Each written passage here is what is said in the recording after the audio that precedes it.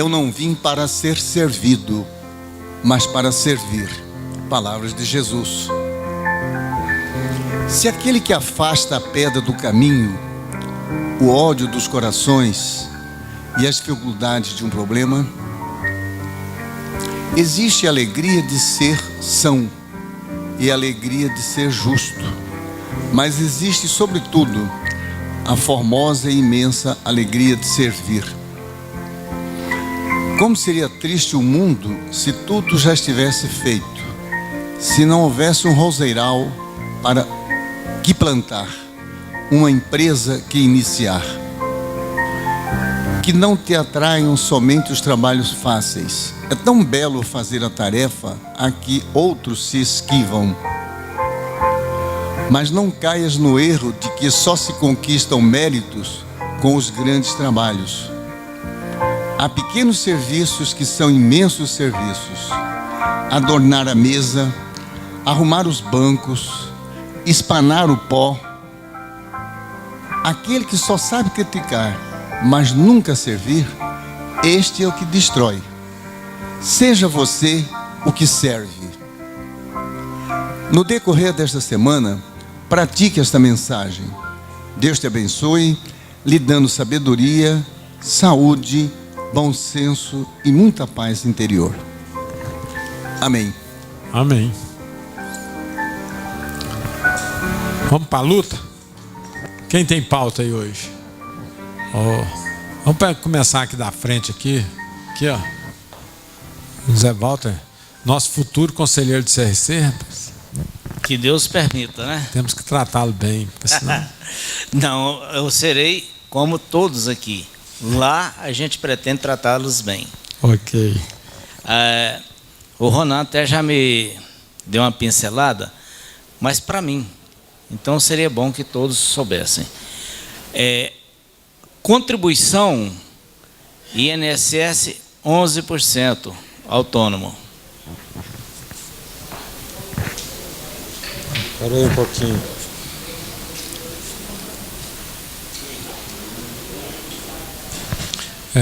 Só lembrando aqui, terça-feira passada eu lembrei o pessoal o seguinte, que vamos falar todos no microfone, esperar o microfone chegar para falar, porque quando você assiste o vídeo, fica bem mais nítido e todo mundo entende, todo mundo.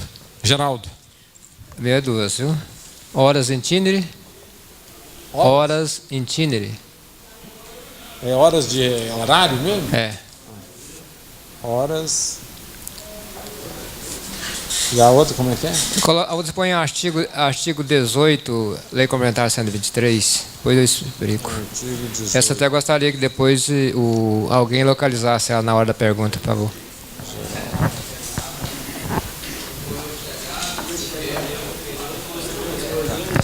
Carlos. Ai, Maurinho. Põe o SF aí para mim, por favor. É aquela? É aquela, exato. Tá bom. Qual a próxima? FGTS. FGTS. E parcelamento simples. Eu esqueci seu nome aí. Glaucione. Tá. Glaucione. Quem mais? O doutor Elino ouviu.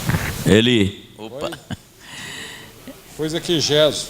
Eu quero pegar uma carona aí no Simples. Pus o gesso aqui.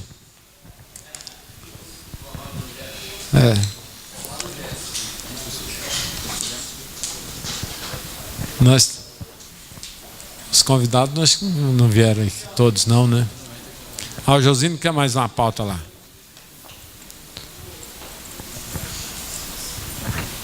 Quero pegar uma carona aí no parcelamento, mas é da 11.941.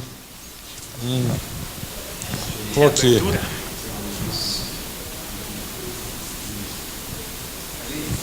Oi?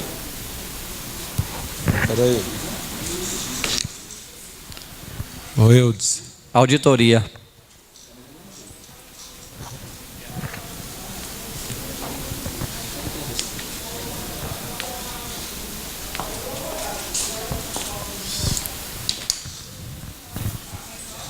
Presidente, quer fazer uma propaganda aí da chapa 2? Quer microfone ou vai?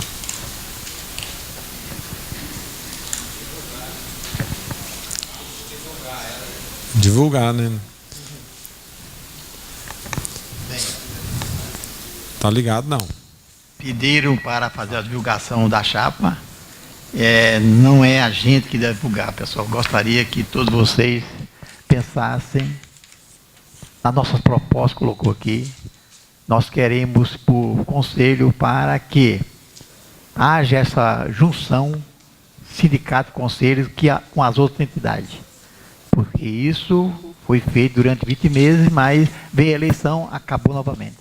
Então, nós queremos dar essa continuidade de conselho sindicato estar junto. Essa é a proposta nossa.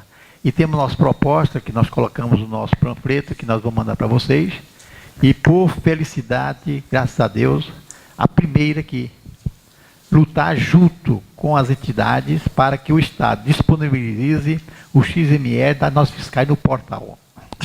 Recebi a notícia agora de tarde, cedinho. Eu estive lá no Estado e ele falou que já ia disponibilizar hoje mesmo. E, inclusive, eles iam divulgar isso aqui naquela notícia do Estado, porque acha ele isso muito importante. O que vai facilitar para nós a respeito desse XML que está no nosso portal é uma coisa assim maravilhosa. Ao invés de vocês passar aqueles leitor óptico, aqueles empresários que não mandam o XML, então vocês teriam que passar o leitor óptico no DANF, isso vai acabar.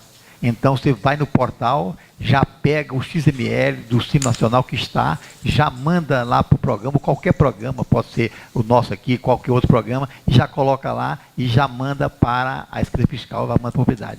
Isso quer dizer que o nosso trabalho vai facilitar imensamente, mais ainda. Isso quer dizer o seguinte, que você vai fiscalizar também se o cliente seu mandou ou não o DANF para você. Olha qual a importância disso. Vai facilitar também para o empresário, vamos supor que nós sabemos que muitas distribuidoras vendem a mercadoria para outro e falou que vendeu para o cliente seu. É assim que acontece ou não? Então, tudo isso, a gente vai descobrir isso nesse portal de contadoria, que vai ser muito simplesinho e é uma das metas, uma das propostas da chapa, seria isso aqui, para que nós colocamos, e se Deus quiser, amanhã ou sexta-feira já está no portal e nós vamos verificar como que funciona. Essa é a ideia nossa da chapa. Queremos sim. O pessoal pergunta, mas você vai se afastar do sindicato? Não vou não, gente. Eu vou cumprir uma função, uma missão que esse negócio de Deus dá para a gente aquela missão, nós não podemos omitir ela.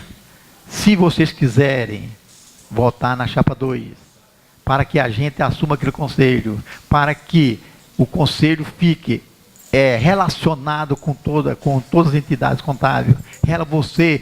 Aqui no sindicato é tudo aberto. Teve uma pessoa que chegou aqui, eu brinco com você. E o que tem brincar comigo, né? O que eu sou na vida, gente? Eu sou um ser humano, qualquer um outro. Pelo menos a gente tem condição de conversar. Agora, muita gente chega no conselho, fica no pedestal lá em cima, não conversa com a gente e só isso. Então, essa é a ideia desse estreitamento sindicato-conselho e contabilístico com o conselho, porque o conselho vai ser aberto. Agora, na realidade, hoje chegou uma pessoa cedo aqui, quer dizer que você vai ser o pai. Então, você vai dar umas palmadas na gente também. Se precisar dar uma palmadinha, você vai colocar também, certo? Porque a gente vai tentar de tudo para que o contabilista faça contabilidade, porque essa é a nossa função. E contabilidade hoje está tão simples de fazer, só não faz quem não vai querer fazer mesmo. Então, essa vai ser a ideia. Eu acho que fomos omissos durante muito tempo a respeito de contabilidade. Hoje, agora está na hora da gente ganhar dinheiro em contabilidade, para a gente ter orgulho de ser contador. Essa vai ser a nossa função. E só depende de vocês que estão assistindo a gente, que acreditar que essa pessoa que durante 20 anos vive labutando, não descaminhei nada, é a mesma coisa que eu preguei há 20 anos atrás, quando eu comecei minha contabilidade, estou pregando hoje, gente.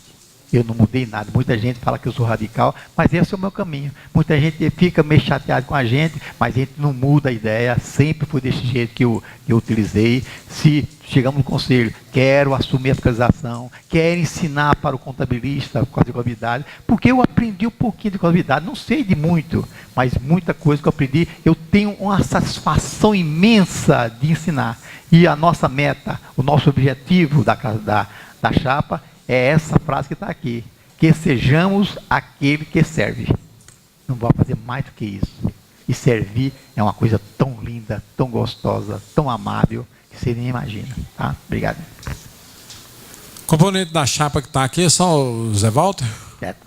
É, né? Pois é, o Everaldo, o pessoal já conhece, o Zé Walter também. Se quiser apresentar aí, Zé Walter. Pega o microfone aí com o...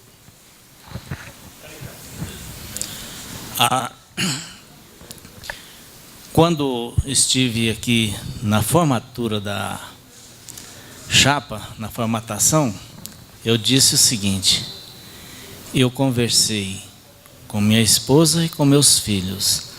Todos me apoiaram, porque eles confiam em mim que eu terei condições de apoiar o colega, o profissional. Então, esta é a nossa meta: apoiar não só nos momentos, e sim abrir caminho para aqueles que vão estar na profissão amanhã. Basta olhar as nossas propostas. As nossas propostas nem sempre vai ter condições de um de nós fazer parte de tudo, mas os nossos filhos terão dias melhores. Por isso que nós queremos estar presente no conselho. Por isso é que nós queremos que amanhã estejamos com condições de discutir com o Estado, discutir com a Prefeitura o que é que nós queremos, o que eles podem fazer, o que eles podem nos ajudar em não estar colocando coisas de goela abaixo para nós. Nós queremos ser, além de um profissional, ser um parceiro naquilo que eles vão fazer. Nós vamos ter condições de dizer: isso sim, dá para fazer, mas precisamos de tempo, porque infelizmente, quando se vem alguma coisa, ela já vem para cumprir ontem. Então isso é inadmissível. Vamos trabalhar e vamos lutar. Vamos pedir para que tenhamos condições de sermos um laboratório para ver se tudo pode vir a contento. Nós nem tudo vamos conseguir, mas para tudo vamos trabalhar. Esperamos vocês nos dias 19 a 21. Conto com vocês. Obrigado. Aproveitando que o microfone está com você, vai na sua pauta aí. Contribuição e INSS. Fui procurado por uma pessoa que esteve no INSS, pessoa do sexo feminino, e eles fizeram um apanhado do tempo do serviço. Falou assim: olha, você falta 5 anos para aposentar, só que a sua contribuição é muito baixa. Você pega, faz uma contribuição no INSS com 11% ao mês.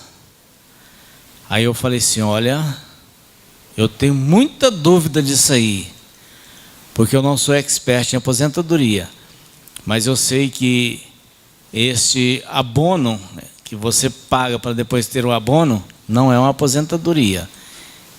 É enquanto você vive, você não transfere para os filhos, não transfere para ninguém. E outro detalhe, você tem que cumprir uma meta.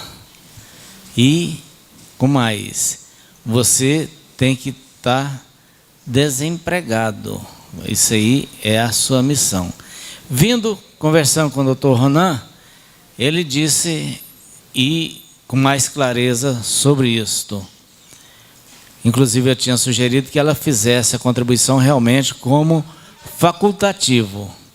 Só que ele vai pagar 20%. Doutor Ronan.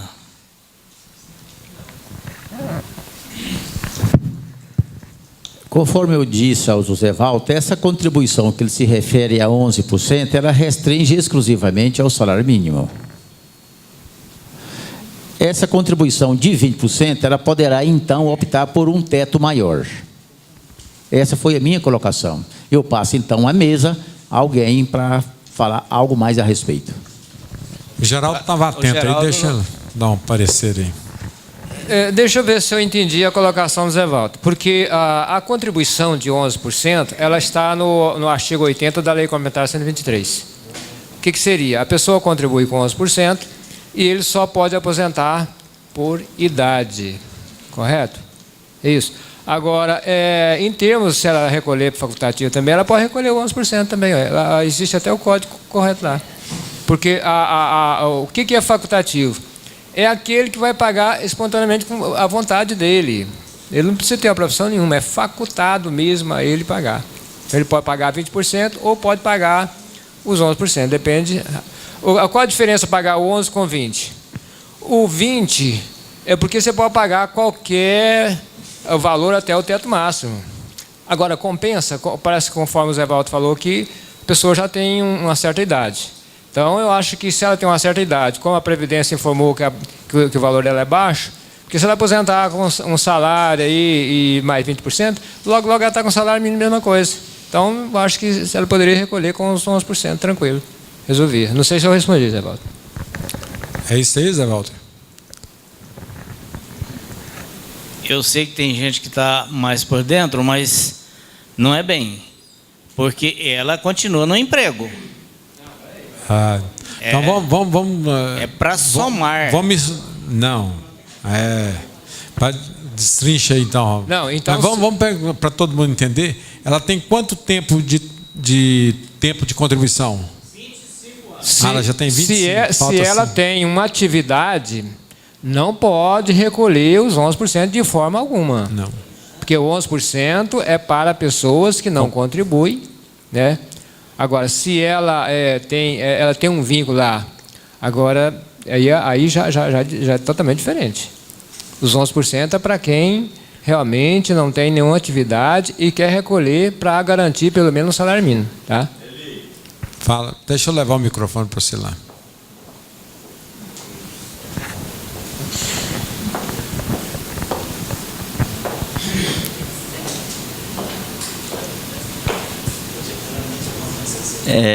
Esse recolhimento dos 11% é o seguinte: você só aposenta, igual o Geraldo falou, né, quem não está contribuindo em nada. Então ele vai contribuir com 11%. Ele tem que contribuir com o salário mínimo, não pode ser mais, né? E ele vai aposentar com o salário mínimo. Agora, com os 20%, ele pode contribuir até o teto, né, até o máximo, e ele pode variar. Um mês ele contribui com 2 salários, outro 3 salários, outro baixa para 1. Ele pode fazer esse jogo aí. E com os 11% não pode. Um salário mínimo não pode aumentar e nunca pode mudar. Correto. Eu vou dar um palpite aqui. Segundo os matemáticos e os estudiosos dentro da Previdência, quando você está faltando apenas 5 anos, não compensa você aumentar a sua contribuição, porque a média vai dar a mínima possível, quase. Então, se você for receber acima do salário mínimo, é um percentual muito pequeno, porque eles vão fazer um cálculo de julho de 94, uma média ponderada, né? Vão desprezar 20% das piores contribuições, vão fazer a média de 80% das melhores contribuições. Então, o que vai representar aí? Talvez 20%, se é 5 anos, talvez vai representar nem 20%. Mas para quem vai pagar 300, quanto vai representar? 20%. 20% acima do salário mínimo, o que vai dar? R$100. Veja bem, eles vão olhar, depois eles vão pegar as 80 maiores contribuições e fazer a média, não é? Correto.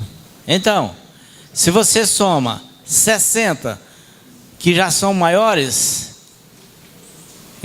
não dá 20. Mas segundo cálculos lá do próprio Previdência, diz que não sei. Mas aí paga 20% então. Só elimina os 11 e paga os 20. Eu trouxe aqui porque eu tenho certeza que muitas pessoas estão nessa fase. Eu não sou um matemático, mas eu analiso que as 80 contribuições, essas de 5 anos, que dá 60 contribuições, elas vão estar dentro dessa... levando por esse cálculo seu, esse raciocínio seu, realmente tem fundamentação. Porém, não sei por que, então, os técnicos da Previdência sempre estão recomendando que não vale a pena. O caso que a pessoa vai aposentar muito nova e aí tem aqueles índices... É o fator previdenciário, né? Segundo o estudo, né? Mas segundo esse raciocínio do Zé Walter, se você pensar que é 60 de 80, quer dizer, um percentual bem vantajoso. Fala, Rale. Ainda tem um detalhe ainda. Quando você recolhe como empregado e recolhe facultativo, o facultativo é contado concomitante e é proporcional ao tempo. Além de baixar da média ser pouco, ainda tem a proporcionalidade. Quer dizer, abaixa muito mais a média. Essa eu não sabia, não. Então, mais uma coisa que nós estamos aprendendo. Inclusive, eu entrei nessa aí. Né? Eu tinha 16 anos de contribuição como autônomo, né? E muitos outros como empregado. Eles fizeram concomitantemente essa média. Na minha aposentadoria, eu baixei lá embaixo. Eu recolhi o máximo e recebo quase o mínimo. Isso é verdade. Há um jogo lá que a gente que estuda e não entende muita coisa desse trem, não. Gente,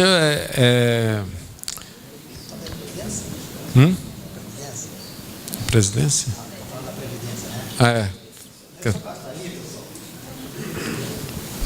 Na semana passada nós trouxemos essa lei complementar 152. Não sei se alguém já deu uma lida nela. Que modifica a Constituição lá no artigo 211. Eu, particularmente, achei interessante essa lei, porque muita gente está baseado que aquela que tem doença grave, ela vai aposentar quase que imediatamente, né? Então, foi muita coisa que colocou aqui. Não sei se o nosso Adair já deu uma lida nela. O que posso falar sobre ela? Espera aí, microfone aí, daí.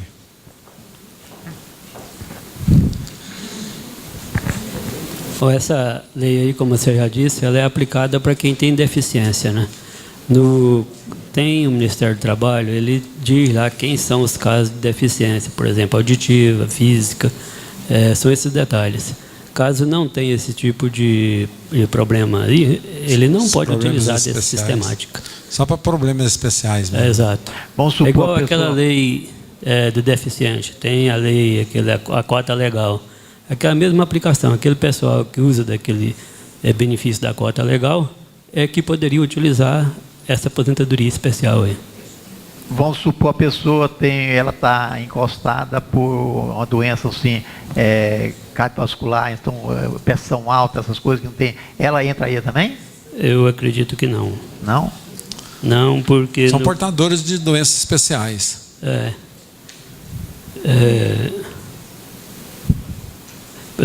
Eu estou com alguma coisa aqui do Ministério do Trabalho com referência a isso. Só que eu queria achar uma pergunta que refere isso aqui. O que é pessoa com deficiência reabilitada? Não é. O que é pessoa com deficiência...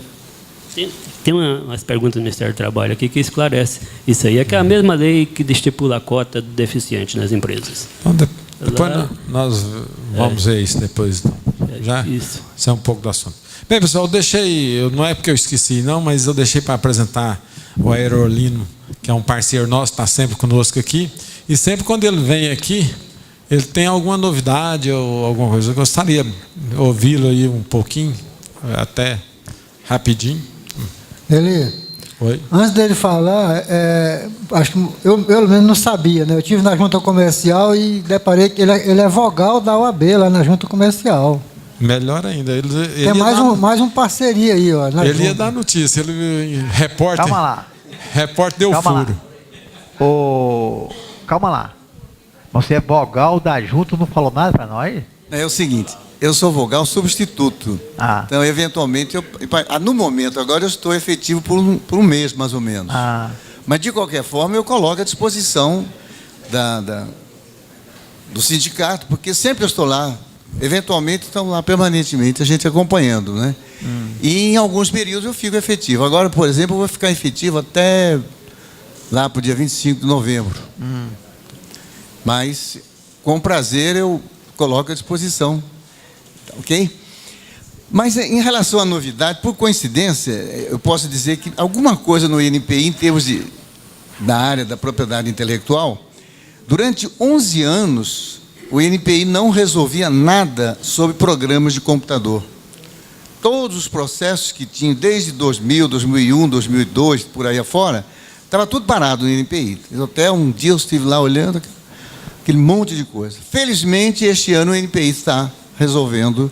Já começaram as publicações a partir do ano passado, algumas, e este ano estão incrementadas. Já estão saindo, inclusive, os certificados de registro de programas de computador.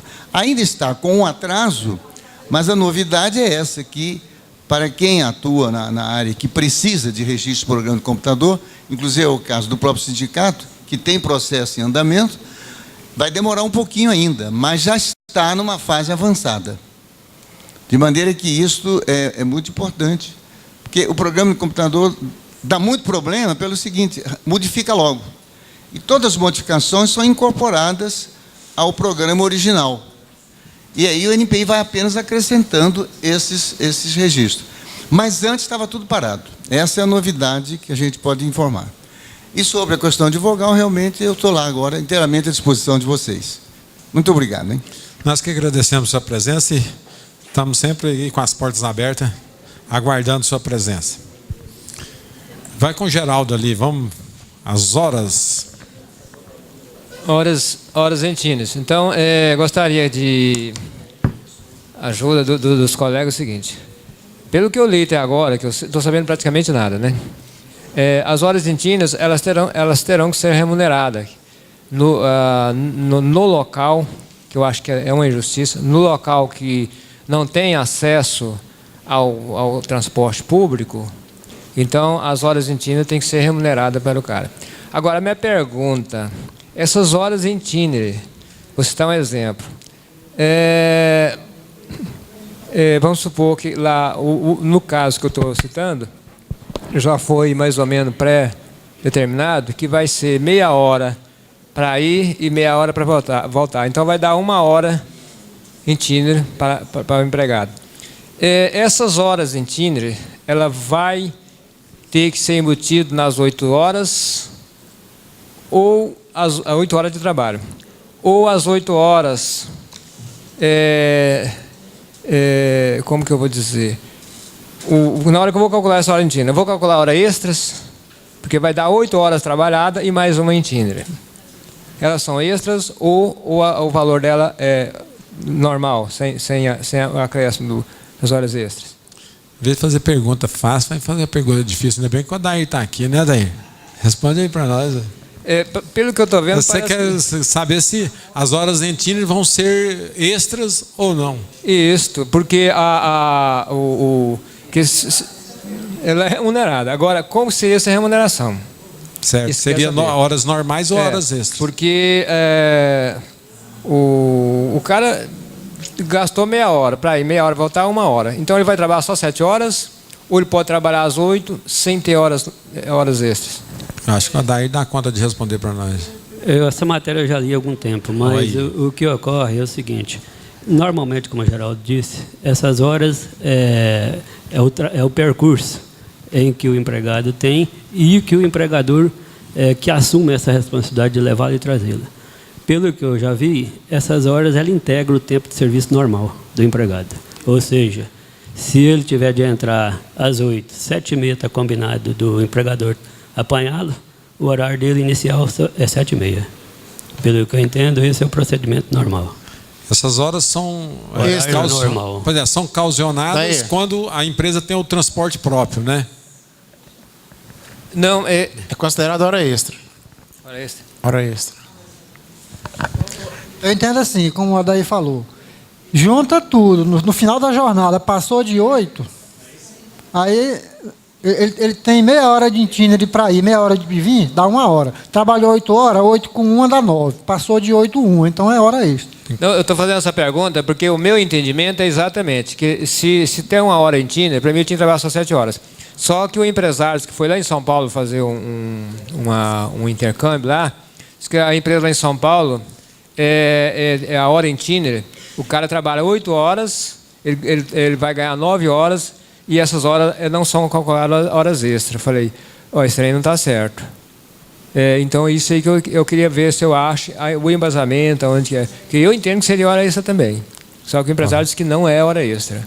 Né? O ideal talvez seria fazer um banco de horas ou então uma compensação de horas, né? Se não quiser pagar hora extra.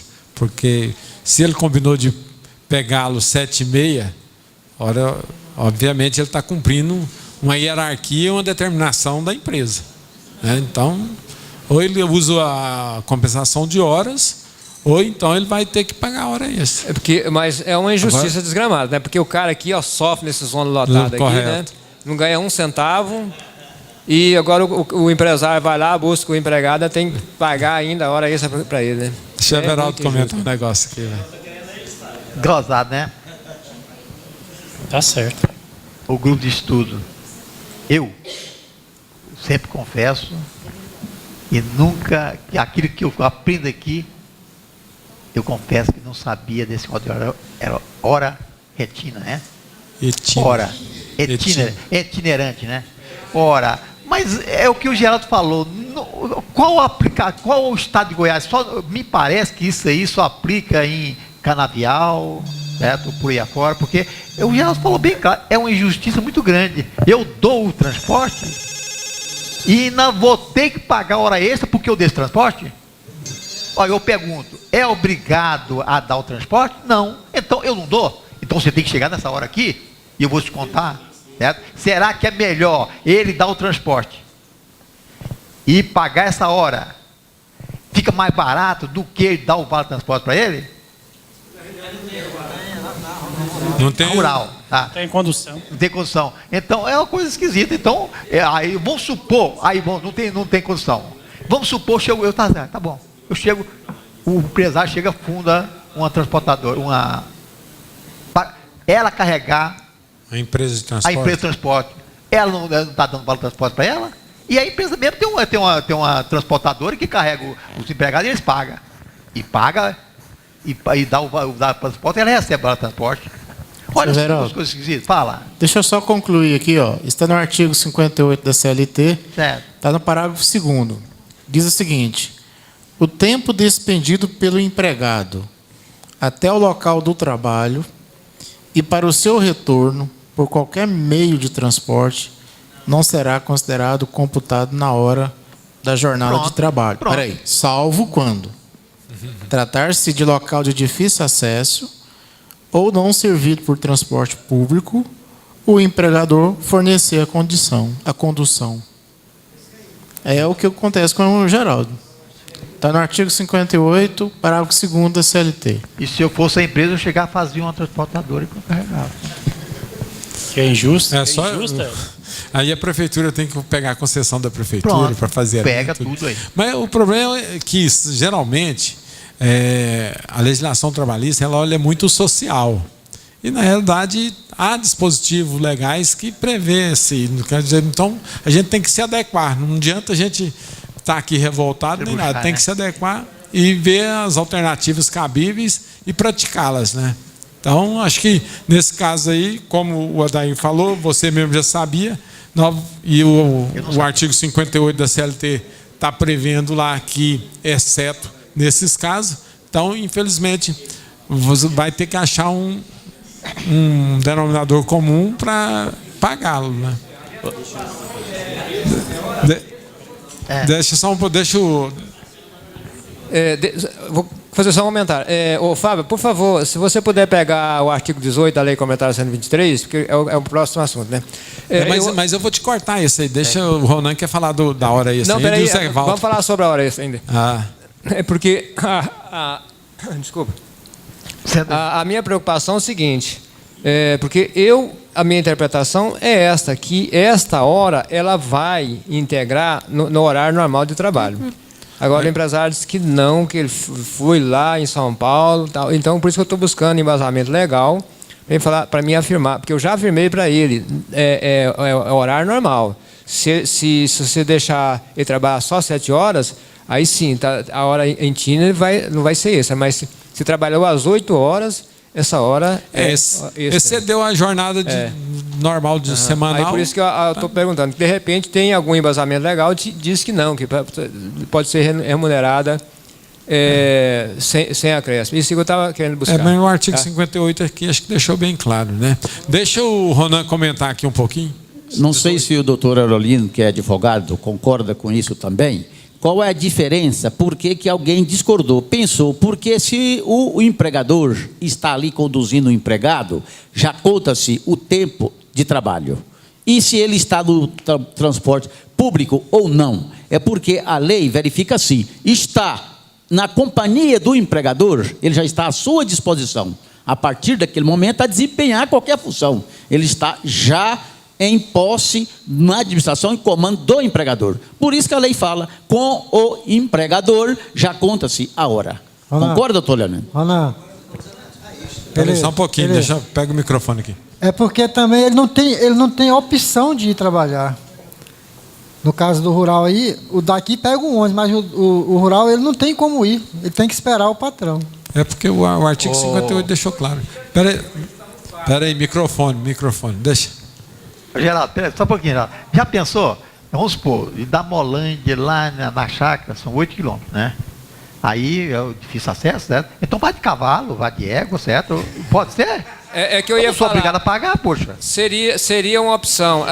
Se a empresa talvez ajudasse a comprar a moto, se fosse moto, era bem mais fácil. Mas o cara não vai querer de forma nenhuma, ele quer ganhar. Ele quer ir na boa e quer ganhar. Isso que é a verdade. Mas né? é obrigado? É obrigado a dar? Obrigado a hora? A fornecer o transporte? Uai, senão o cara não vai trabalhar. É porque é o seguinte, você necessita da mão de obra. A mão de obra está distante. Se você não der as condições, o peão não vai. Porque ele tem que colher. A laranja está madura. A laranja está madura. Se ele não colher, ela perde. Então é chantagem mesmo, né?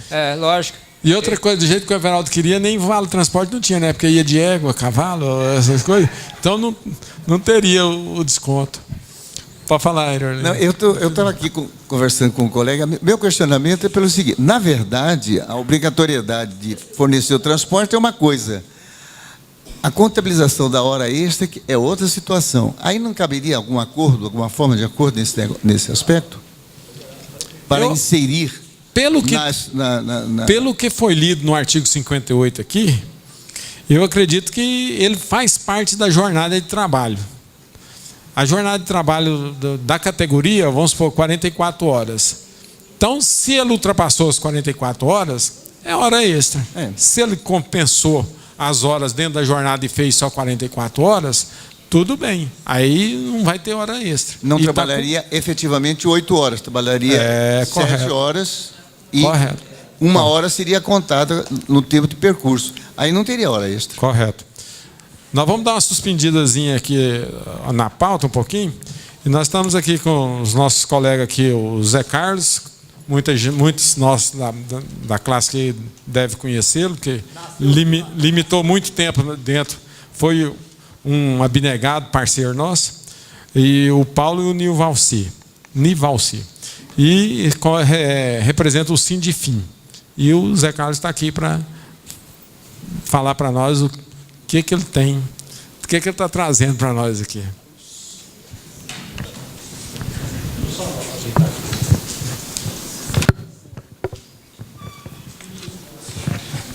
Vou só arrumar aqui, ó.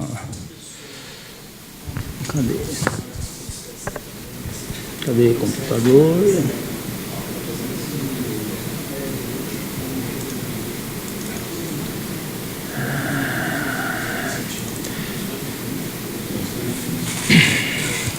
Bom, primeiro eu queria agradecer ao Everaldo a oportunidade da gente estar aqui representando os sindicatos auditores de tributos do município de Goiânia, porque a gente está divulgando aí um fato assim, muito esquisito, está acontecendo na Prefeitura de Goiânia. O que aconteceu na Prefeitura de Goiânia? A gente estava negociando aí, desde abril, né, Nivalci, um plano de arrecadação sustentável. Então, a gente tinha algumas premissas nesse plano. Por exemplo, não aumentar alíquotas, não precisa aumentar imposto, vamos trabalhar com ações pontuais, vamos priorizar os grandes contribuintes, aquela coisa toda que vocês sabem. Né? Vocês militam aí na área, estão mais qualificados até que eu para saber como é que o fisco atua. Então, dia 21 de setembro foi o dia do auditor, né, no município. Vamos fazer uma festa lá. Vamos lá para a festa, o café da manhã, lá na... Como é que chama lá? Casa da Tapioca, ali perto da Assembleia. Convidou o prefeito, no pódio foi o secretário. Isso a gente negociando com o secretário, desde abril. Lá no final, ele foi falar, ele começou a falar uns negócios que eu achei muito estranho. Ele começou a falar assim, porque o que o prefeito decidiu não tem volta. A gente tem que arrumar e ver como é que faz. Acabou a reunião, juntei com os colegas e falei, gente, está acontecendo alguma coisa. Quando a gente estava conversando, uma colega nossa chegou, tem um presente para vocês aqui. O que é? Contrato de terceirização da administração tributária do município de Goiânia, assinado dia 11 de setembro. Então, o que nós fizemos? Não podemos aceitar isso. Primeiro que a administração tributária é exercida pela carreira exclusiva de Estado, no qual no município de Goiânia somos nós. Nós temos a Constituição, o artigo 37 e 22, fala claramente lá, a administração tributária exercida por servidor de carreira específica, exclusivo de Estado, salvo engano, carreira específica de Estado. E na nossa lei, nós temos uma lei de regência, que está lá também, que diz que a gente é a carreira de Estado específica da administração tributária. Bom, depois desse contrato, nós analisamos e nós fizemos umas denúncias aí, o Ministério Público Estadual e no Tribunal de Contas dos municípios.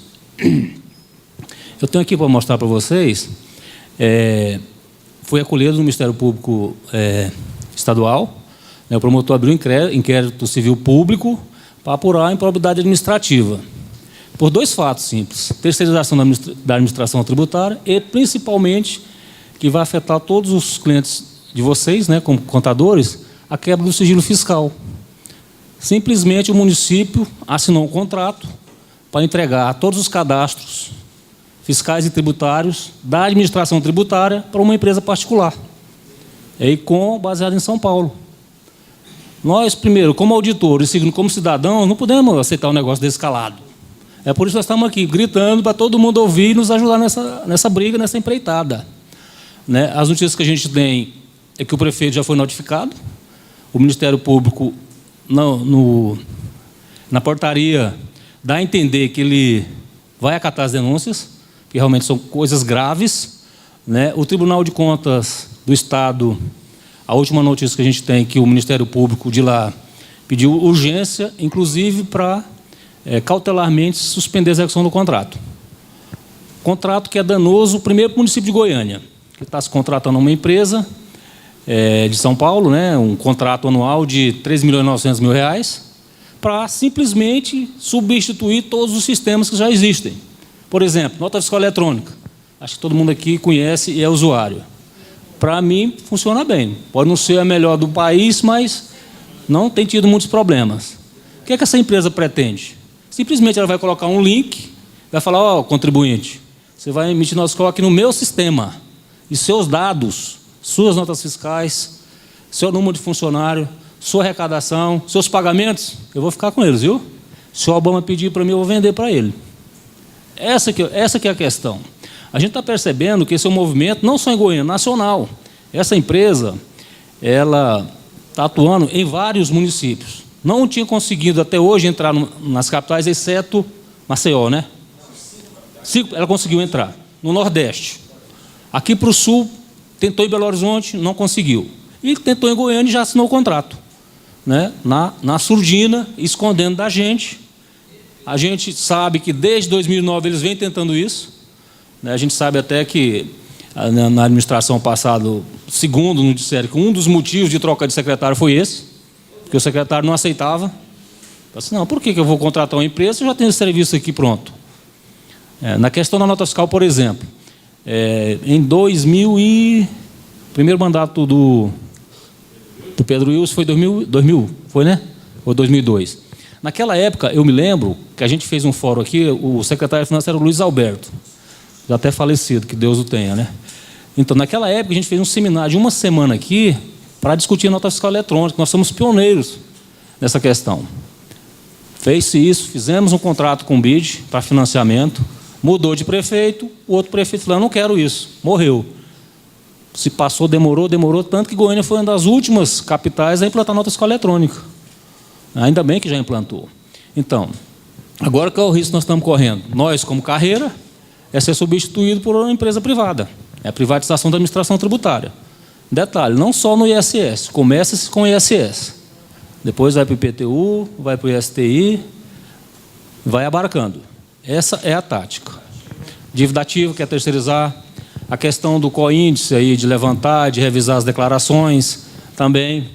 Então, só que tem um empecilho para eles ainda bem. Os tribunais de conta, estaduais, né, municipais, o próprio Ministério Público tem atuado contra essa empresa.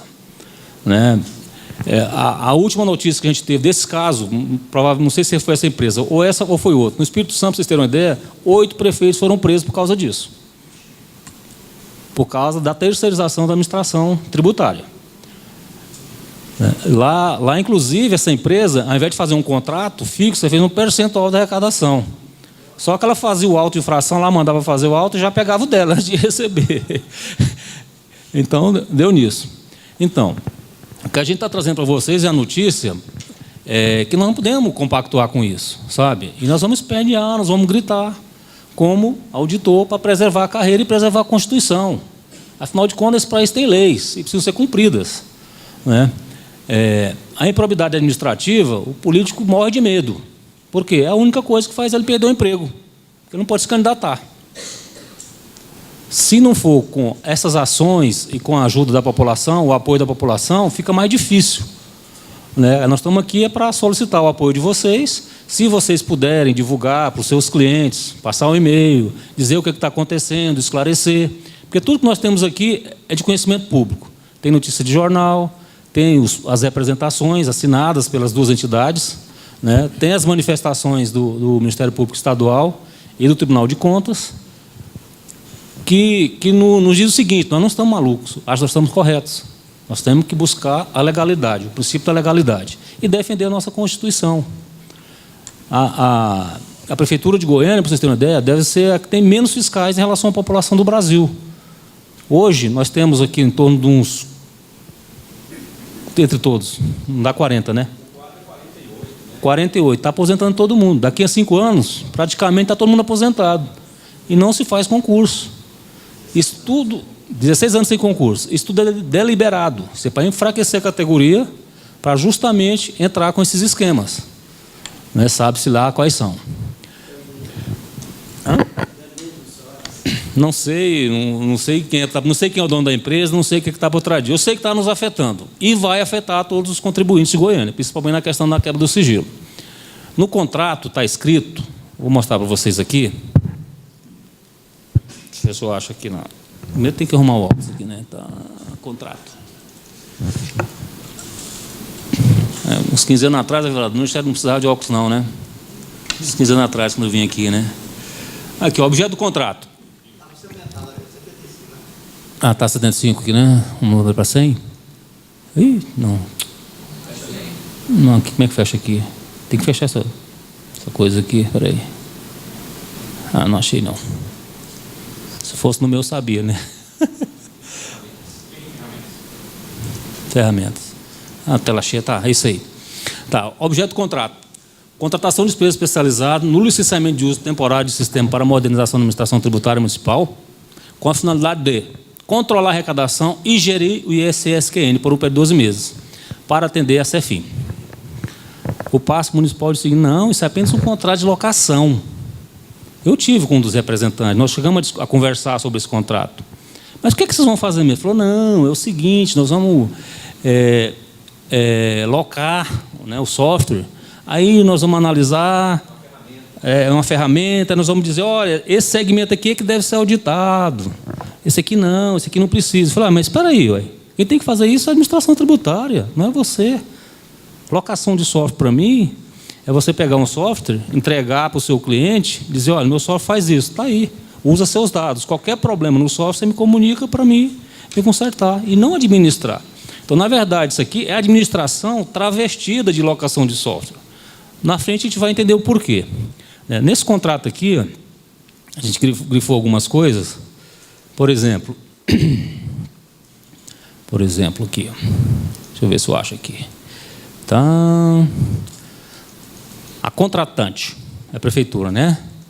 Se compromete a fiscalizar a execução, instituir uma comissão de fiscalização do serviço prestado, disponibilizar todas as instalações, equipamentos e suplementos necessários para a execução do serviço. Beleza.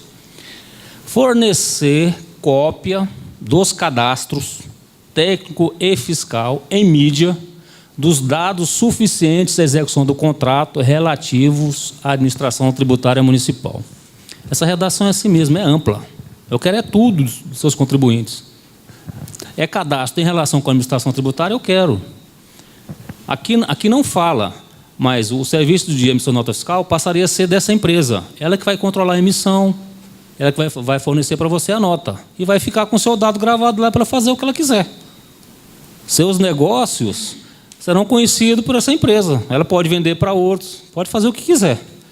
Aí é que está a questão da quebra do sigilo. Outra coisa, fornecer mensalmente, durante toda a vigência do contrato, o detalhamento da conta pertinente ao ISSQN, valores arrecadados individualmente, por regime, assim considerando o fixo, por homologação, incluídos os estimados e receita direta do Simples Nacional. Eles foram mais longe, eu quero o Simples Nacional também, porque eu tenho no Brasil inteiro, as empresas têm filial. Melhor para mim, mais informação eu vou ter para me vender lá na frente. Né? De alguma forma, ela vai lucrar com isso. Aí tem a questão dos servidores. Tá. Aí, para fechar com chave de ouro, né? Colocou essa cláusula aqui, ó. Após o cumprimento de todas as atividades relativas à implantação e conforme a execução do cronograma apresentado pela contratada, a prefeitura fazer editar norma que estabeleça que o sistema implantado é a forma exclusiva de cumprimento das obrigações principais e acessórias para o controle do ISSQN, lançamento por homologação. Não satisfeito com tudo isso, ela quer oficializar a quebra de sigilo, mediante lei. A norma que ele fala aqui é fazer uma lei.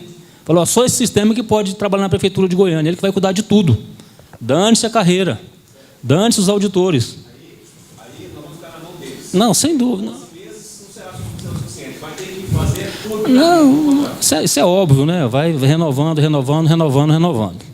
Bom, então, o preço, 3.960.000 por um ano, dinheiro jogado fora, porque tudo que essa empresa oferece nós já temos. Inclusive, na denúncia, nós apresentamos a nossa página lá, de nota fiscal, de resto, DMS, esses relatórios, nós temos todos. Com essa implantação aqui, simplesmente, nós vamos destruir o que foi construído nos últimos 20 anos. Em tecnologia, implantação de sistema, né, na expertise dos colegas, vamos fazer esse cruzamento, vamos fazer aquilo, vamos desenvolver esse relatório. Tudo isso vai acabar. Simplesmente põe um elemento estranho, vem lá e fala, agora vai ser assim. Então, essa é que é a questão.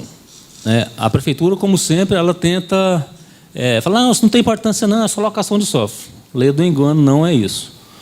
A gente já divulgou isso nos jornais, Diário da Manhã. Diário da Manhã.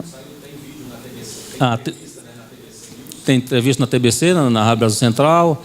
No site do Ministério Público de Goiás está falando sobre isso. Tá? Eu quero mostrar para vocês aqui o que o promotor de justiça falou, Fernando Krebs. Está aqui a portaria. Eu vou ler, porque é uma plateia qualificada, eu lendo isso aqui todo mundo vai entender. Vocês já estão cansados de ouvir falar da área tributária. Né? Ministério Público, o seu promotor, né, instaura inquérito civil público com o objetivo de investigar os fatos que passa a expor. Representação realizada pelo Sindifim, a qual almeja a verificação de conduta de omissão diante de supostos atos de improbidade administrativa e de quebra de sigilo fiscal de contribuinte no município de Goiânia. Representante informa que em 11 de setembro foi firmado o contrato, né, entre a Goiânia e a empresa com Controles Inteligentes de Negócios Limitada, com o fim de terceirizar a administração tributária do ISSQN ao arrepio legal e constitucional, com grave risco ao patrimônio público, bem como ao patrimônio jurídico dos entregantes da carreira de auditoria tributária no município de Goiânia. Risco ao patrimônio público que está se referindo aqui é gastar sem precisar. O patrimônio jurídico dos integrantes da carreira é a garantia constitucional, carreira exclusiva de Estado, que tem que exercer a administração tributária. Né? Aqui na questão do patrimônio público é a despesa, né, indevida. Né? Se verídico o fato narrado, verificar-se-á a afronta aos princípios da legalidade, moralidade, impessoalidade e eficiência, constantes no artigo 37, caput da Constituição Federal, bem como no artigo 92, caput da Constituição do Estado de Goiás. Em face do exposto, determina-se atuação em registro da portaria e dos documentos que acompanham, requisitos, informações, publicação, encaminhamento de cópia. E aqui já saiu a notificação, né, de requisição de informações. O Ministério Público, aqui, o prefeito, né, a sua excelência, o senhor Paulo de Siqueira Garcia. Isso aqui é tradicional e requisito no prazo de 10 dias, os fatos narrados na portaria anexo. Isso sobre o contrato. Tá. Isso foi a providência do Ministério Público Estadual. No Tribunal de Contas, eu até recebi agora ali a manifestação do promotor, acho que está com um colega ali, ele diz o seguinte... Não, esse não, eu quero outro. Esse aqui é o parecer técnico. E aqui, autor aqui, representação urgente, com pedido de medida cautelar. Ele narra os fatos aqui, né? Esses fatos que eu já falei para vocês, sobre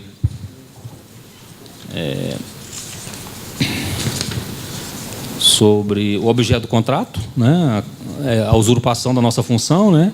A quebra do sigilo fiscal dos contribuintes e a desnecessidade da contratação.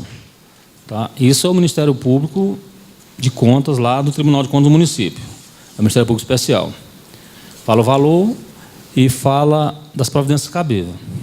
Fala assim: a farta instrução da peça trazida ao conhecimento desse órgão ministerial, reconheça-se, é mais do que suficiente para a caracterização da fumaça do bom direito.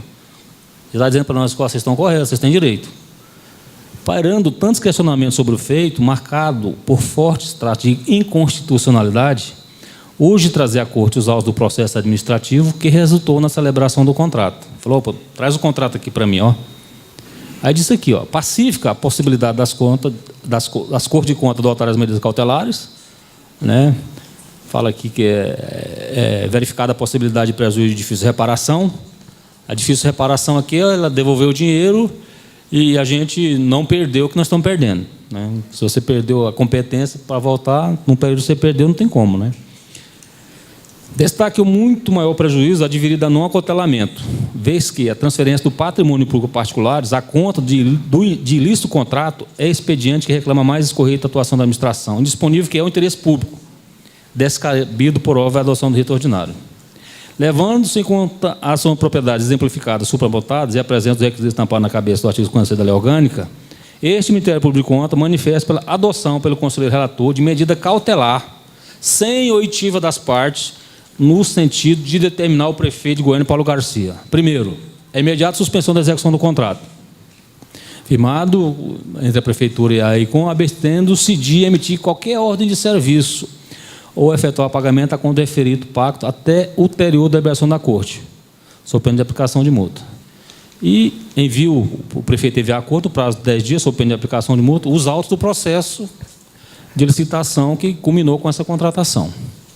Então, caros colegas, né, porque eu também sou contador, né, e caros amigos aqui do sindicato, essa é a situação da administração tributária de Goiânia nesse momento. Nós, como carreira, levamos uma rasteira. Sabe o que é rasteira? Acreditar nas pessoas. Ah, vai, não, agora vai. A gente sabe que o processo é assim, mas nós nunca tínhamos visto isso. Então, nós levamos uma rasteira. O contribuinte do município de Goiânia está levando uma rasteira porque terá seu sigilo fiscal quebrado, se já não tiver sido. Porque, além disso, nós fizemos o seguinte: o sindicato mandou um ofício para a Secretaria de Tecnologia e para os colegas nossos que ocupam cargo em comissão e função de confiança. Cuidado, não dê informação. Esse contrato vai ficar sob júdice. Tem um Código Penal. O Código Penal diz o seguinte: funcionário público que divulga segredo que deve guardar em função do ofício, no caso dos colegas que estão em cargos, digamos assim, de administração, cargos comissionados ou outro qualquer, tem a pena lá. É crime. 4 anos de reclusão, se for cometido por funcionário público. E estamos aí aguardando ver o que acontece. E mais uma vez aqui, isso aqui não é para assustar ninguém, não é denuncismo, é simplesmente mostrar para a sociedade o que está acontecendo. Porque o cidadão, cumpridor dos seus deveres, aquele cidadão que realmente é cidadão, não pode compactuar com um negócio desse, independentemente de ser membro lá da fiscalização da prefeitura ou não. Isso está acontecendo em Goiânia, está acontecendo em outras cidades. Nas outras cidades, algumas, digamos assim, a categoria dos auditores voltou-se contra, outras não, ficou caladinha. Eu acho que é o pior erro, é a omissão. Se a gente tiver errado, paciência, como disse o colega Liz nosso, ele não está aqui. Se a gente tiver errado, não bota o rabinho entre as pernas e fazer e cumprir o contrato. Mas o negócio é tão gritante que 2 promotores já analisaram e falaram: não é possível um negócio desse. Nós estamos entrando com medida judicial também, para a gente tentar, pelo menos, reverter a situação, anular esse contrato.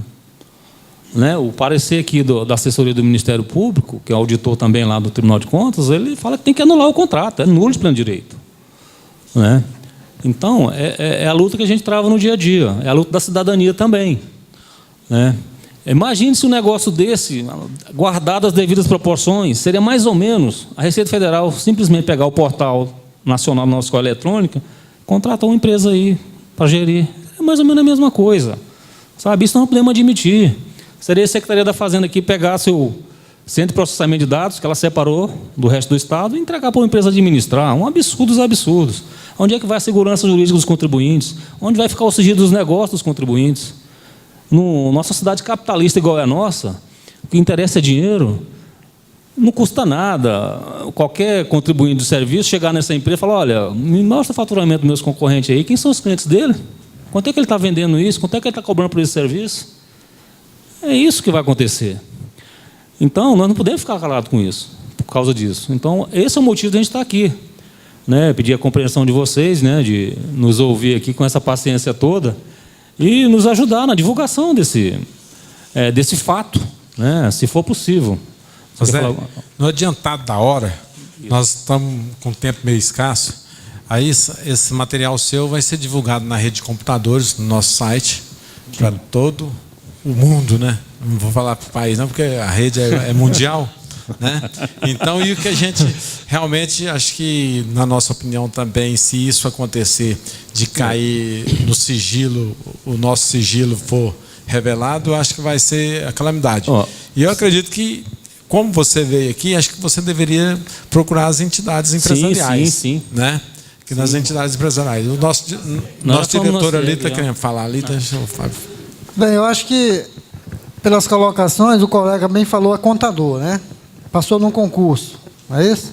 Exato. Então, se a gente não barrar isso aí, porque está sendo maléfico para o servidor municipal, está sendo maléfico para as empresas, e eu entendo que está sendo maléfico para a profissão contábil, como qualquer outra profissão, para a sociedade, porque eu estudo para me exercer uma profissão ou fazer um concurso. Quando vai ter concurso se essa moda pega? Não, dizem... Quando vai ter concurso? Não precisa de auditor, não. Com informado não precisa mais, não. É simplesmente isso que a advogada aí, como falou para mim, deu a entender isso. Eu falei, não, inclusive, algumas, não da Secretaria de Finanças, lá no governo do município, uma pessoa falou: não, auditor não precisa de auditor mais, não precisa contratar ninguém, não. O sistema faz tudo. Eu até concordo que o sistema faz tudo, mas sempre tem que ser administrado por auditor. Como é que você acha que Goiânia, por exemplo, uma cidade com 1.500.000 habitantes, deve ter o quê? 35 mil prestadores de serviço. E outros Não, mais ou menos uns 30 e poucos mil também empresas comerciais. Hoje, fiscalizando efetivamente, nós temos 14 pessoas. Tem condição de fazer um trabalho bom, melhor? A gente estava tentando, né? Mas fomos, né, como eu disse, sofremos uma rasteira. Né? Eu vou deixar com vocês a cópia disso aqui, mas antes de você colocar na rede, você dá uma analisada. Se você achar que nós estamos malucos, que não é nada disso, que a prefeitura tem razão, não precisa colocar. Tá? Mas eu acho que você não vai pensar dessa forma, não. Uma palavra ao presidente ali. Que É só uma coisinha de nada, eu acho que é muito pouco. A nossa lei regência de contabilista, ela proíbe, fala assim, ó, contabilidade inteligente. Esse danado falar quando que é inteligente, quer dizer que os outros tudo é burro. Então, essa empresa é inteligente, ela é o que está falando que todos os outros que praticam, todos E com controles de negócios inteligentes. Olha né? que coisa que dizer. Eu acho horrível alguém colocar inteligente. Não, mas são inteligentes mesmo. Porque eles querem, eles estão fazendo a coisa certa. Eles estão fazendo a coisa certa. Né? É igual diz o mineiro, pelas beiradas aqui. Ó. Começaram com os municípios pequenos, algumas capitais, tem umas coincidências aí, sabe? Ela é questionada em quanto é lugar. Se você pesquisar na internet essa empresa, é Ministério Público, é denúncia, está em tudo quanto é lugar. Deixa eu ouvir meu diretor. Mas a questão não é contra a empresa, é contra a atitude do município. Você não pode fazer isso. Fala, Fábio. Qual é a posição? Vai ter uma posição final do Ministério Público? Foi só o Fernando? Que falta para a Justiça vetar isso aí? Não. O promotor lá do Tribunal de Contas dos municípios ele pediu para suspender a execução cautelarmente e mandar os autos para eles analisarem. O Ministério Público está pedindo informações ao prefeito. Tá? Porque ele para ele há indícios de ilegalidade, porque senão ele não instalaria um inquérito. Instaurando o inquérito, o próprio promotor entra na justiça, ação de improbidade contra o prefeito. Contra o prefeito e os demais lá que assinaram o contrato, que é o secretário de Finanças e o procurador.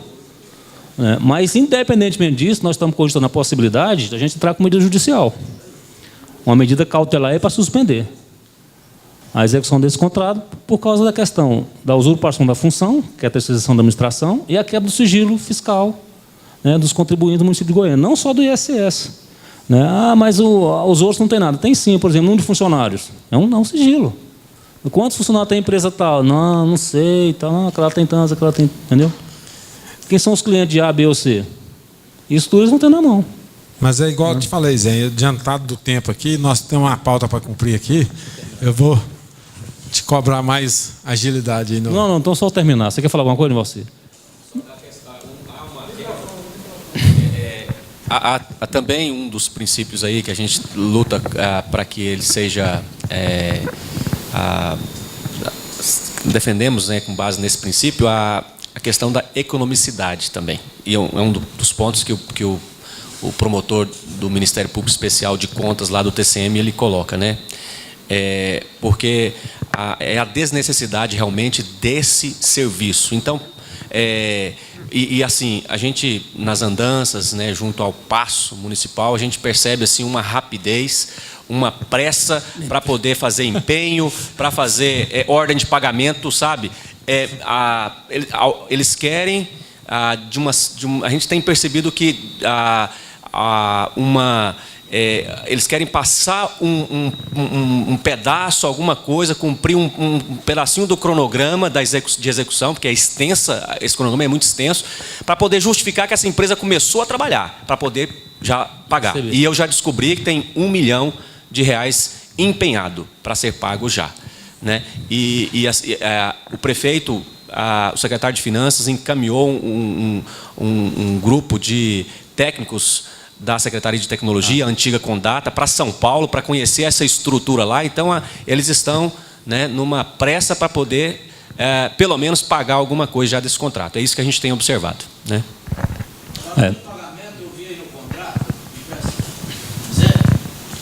Volta lá no contrato. Eu achei estranho. Lá, doação orçamentária vai ser... Não, dotação. Então é um erro aí no contrato, que está doação orçamentária. Muitas pressas, igual o Nivalci está falando. Isso aqui foi, corrido. Corrido. Aí. Porque a cada 30 dias cai um pouco, 300 e poucos mil reais na conta da negócio inteligente aqui, ó. Como é que chama aqui? Com controles inteligentes de negócios. né? Então, é isso. Eu queria encerrar, para não tomar muito tempo de vocês, e agradecer, né, a paciência de vocês aqui e pedir mais uma vez, divulguem isso aí. Se alguém perguntar, fala, olha, procurem ler isso aqui. Vocês vão entender a maior facilidade do mundo, né? Um público qualificado igual de vocês aí vão saber que não tem como não ser quebra de sigilo e não tem como não ser usurpação da função, né? Zé Carlos. Sim, boa senhor. noite, senhores. Boa noite. Nós lemos aí o seu ofício lá na nossa diretoria, e eu até achei assim que era um pouco distante do nosso caso, sabe? Mas eu estou vendo aqui, isso é até um desrespeito com os nossos filhos estudantes que estão aqui todos almejando uma possibilidade de trabalhar no nosso município. Então, só reforçar o que ali pediu a você, não sei se vocês já fizeram isso, procurar as entidades representativas das categorias comerciais, prestadora de serviço comercial. Lá vocês vão receber um aval muito grande e um endosso desse trabalho. Reforçando as palavras dele, não deixe de se fazer isso enquanto tem tempo, sabe? Não, isso a gente já está fazendo, né? Mas não, você sabe que não é fácil. O jornal, você chega lá, acha maravilhoso, amanhã vai publicar, sai 2 linhas. É assim que funciona. A mídia é controlada pelo poder público. É assim que funciona. Então, você tem que ir atrás, aí vem aqui, foi no CRC lá, já começou com o prédio no CRC, lá na CIEG, vai na assessoria jurídica das outras entidades. A gente divulgou para a FENAFIM, os sindicatos nacionais. Então, vai ter um congresso agora em Brasília, dia 14. Não está na pauta, mas provavelmente a gente vai abrir um espaço lá para comunicar para o Brasil inteiro o que está acontecendo em Goiânia. Para quê? Para que os outros municípios não deixem que isso aconteça lá também. Nós submetemos isso aqui à FENAFIM, o parecer do nosso assessor jurídico da FENAFIM, ela fica lá em Brasília, ele 4 linhas, falou, olha, usurpação da função, só pode ocupar, fazer isso se for concursado, for para concurso público, e é quebra de sigilo, não tem razão de entregar os cadastros para uma empresa. Se você já tem um serviço no seu próprio sistema, nos seus próprios servidores, gastar 4 milhões de reais para fazer um negócio desse. Uma coisa que está funcionando bem, né? Pois é, ué. Né? E isso tudo é premeditado. Estava conversando com um colega em off, falou, o sistema está ficando lento. Eu falei, descobre por quê. Ele falou, descobri. O que é? O nosso link tem 12 meses que a Secretaria de Finanças não paga. Isso é premeditado para o trem ficar ruim e dizer que não presta. Nosso secretário, eu não vi o parecer, não. Deu um parecer nesse processo para contratar que não vale nada o que nós temos. Que nós não temos o padrão Abrace. É porque eu não vi isso, não ia falar, o seu secretário, antes de ser secretário, eu já participei de umas 8 reuniões do Abraço. Primeira questão da nota fiscal, quem levantou o Abraço fomos nós, lá em 2000. Não aconteceu em Goiânia porque vocês não querem, vocês não deixam. Os prefeitos que entraram em Goiânia, eles não têm interesse. Tem interesse em contrato. Não sei por que o prefeito gosta de fazer tanto contrato. Nada presta. O que é do município, nada presta. É incrível. É incrível um negócio desse. Eu até admiro, eu li hoje no jornal, né? Não parou a ciclovia lá da T63. Por que não? Porque os funcionários da prefeitura que estavam lá foram ajudar não sei aonde. Eu falei, mas não tem empresa fazendo lá? E o contrário, por que não faz? É uns negócios assim que não dá para a gente aguentar, ficar calado. Eu acho que nós estamos em outra época no Brasil. Pode fazer. Você sabe os seus riscos que você vai correr. Nós vamos entrar na justiça. Inclusive, nós avisamos para os nossos colegas, o pessoal da Secretaria de Tecnologia. Está aqui. Se configurar a quebra de sigilo e eles tiverem participação, a entidade não vai ter outra coisa a fazer senão denunciá-los. Não tem como. Não pode aceitar um negócio desse. Passar a mão na cabeça. São umas coisas assim que... quem é de bem luta contra esse tipo de coisa, sabe? A gente pensa dessa forma, como cidadão, principalmente como cidadão. A gente vê esse protesto na rua, vê faz tudo quanto é lugar. Até agora não fizemos nada disso. Vamos tomar os caminhos legais. Mas se precisar, nós vamos para a rua. Fazer o quê? Se precisar movimentar mais a opinião pública, nós vamos fazer. Não podemos ficar calados, não vamos ser omissos. Então, essa é a razão de a gente estar aqui. Tá? Muito obrigado. Eu que agradeço. Boa noite para todo mundo. Tchau. Boa noite. Bem, pessoal.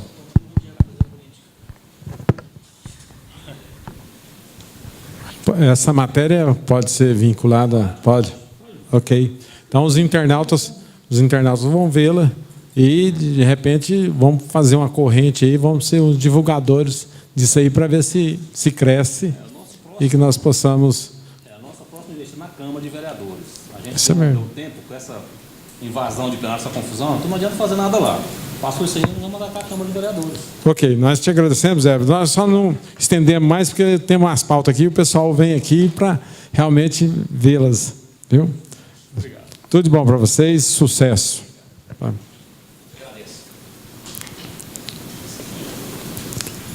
Vocês ficam à vontade. Se quiser ficar aí ou quiser retirar também, à vontade. Vai tranquilo lá. Bebe uma água lá, um cafezinho. Ok. O presidente vai acompanhar vocês lá. Obrigado a vocês. Boa sorte. Vamos aqui com o Geraldo, que é o artigo 18. Você achou aí, Fábio? O artigo 18 da Lei Complementar 123? Pois é, né? Isso eu... Pode falar, Geraldo.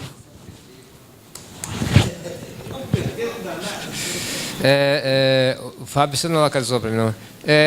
A pergunta que eu ia fazer, se não tiver Vamos ver, alguém sabe de cor aí. Não sabe, não. Sabe não? É sabe, isso. não. É uma interpretação do que está escrito no... Acho que passa para outra, depois volta, se for o caso, né? É, porque vai esperar achar o... Né? Tem aqui... Vê para mim aí... Já achou aqui, peraí. Vê para mim aí Artigo 18, o parágrafo 5º-B. Quinto B. Lê para mim...